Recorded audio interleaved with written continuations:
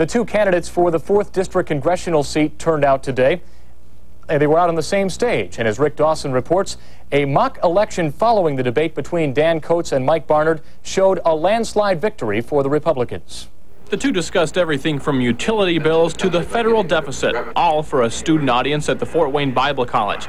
And when it was all over and the ballots were counted, the Republicans would claim a major victory.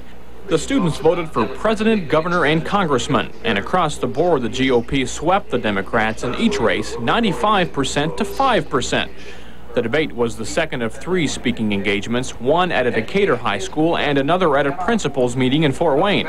While both men thought they got their points across well, they each took drastically different paths to do so.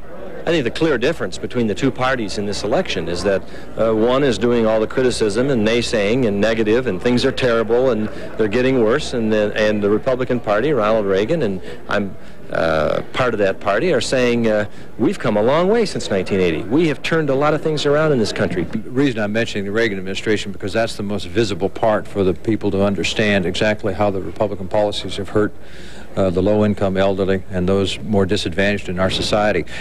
I think that Congressman Coates' voting record is pretty clear on those issues. He voted with the Reagan administration on all of those issues. Tip O'Neill kept us in a lot longer than we wanted to be, and so we had to compress our campaigning into a shorter amount of time. I'm concentrating on getting to as many groups as I can, telling my story, and I know my opponent's doing the same, and then the people make their decision.